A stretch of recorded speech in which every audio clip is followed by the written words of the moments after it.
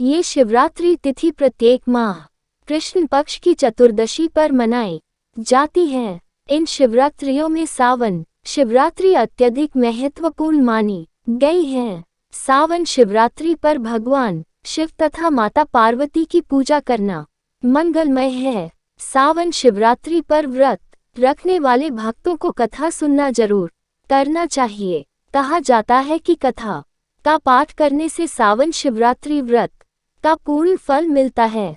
मान्यता है कि इस दिन शिवरात्रि व्रत कथा का पाठ करने से भक्तों को बहुत लाभ होता है और उनके जीवन में सुख समृद्धि का आगमन होता है। सावन शिवरात्रि व्रत कथा। पौराणिक कथा के अनुसार वाराणसी के घने जंगल में गुरुद्रोह नाम का एक वीर शिकारी अपने परिवार के साथ निवास करता था। एक दिन गुरुद्रोह शिकार करने के लिए निकल, लेकिन उसके हाथ एक भी शिकार न लगा।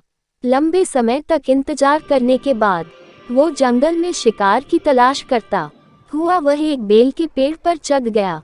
उस पेड़ के नीचे एक शिवलिंग स्थापित था। कुछ देर बाद वहां भटकता हुआ हिरनी आई। जैसे ही गुरुद्रोह ने हिरनी को देखा, उसने तीर धनुष तान लिया, लेकिन तीर हिरनी को लगता उससे पहले ही उसके पास रखा जल और पेड़ से बेलपत्र शिवलिंग पर गिर गए। ऐसे में गुरुद्रोह ने अनजाने में शिवरात्रि के पहले पहर की पूजा की। जब हिरनी ने देखा तो उसने शिकारी से कहा कि मेरे बच्चे मेरी बहन के पास इंतजार कर रहे हैं, मैं उन्हें सुरक्षित जगह छोड़कर दोबारा आती हूँ। कुछ समय बाद हिरनी की बहन वहां से गुजरी और उस समय भी गुरुद्रोह ने अनजाने में महादेव की उसी प्रकार से दूसरे पहर की पूजा की।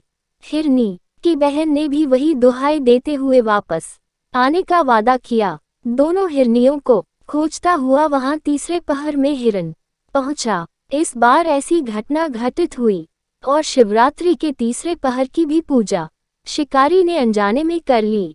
हिरन ने भी बच्चों की दुहाई देते हुए कुछ समय बाद आने का वादा किया।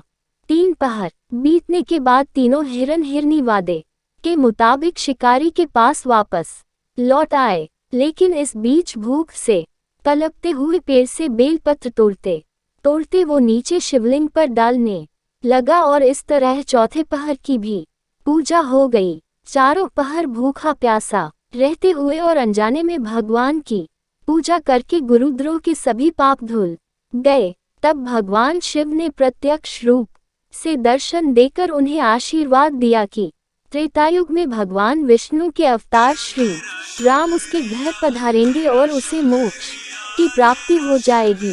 इस प्रकार अनजाने में किए गए शिवरात्रि व्रत से भगवान शंकर ने शिकारी को मोक्ष प्रदान कर दिया। धन्यवाद दोस्तों।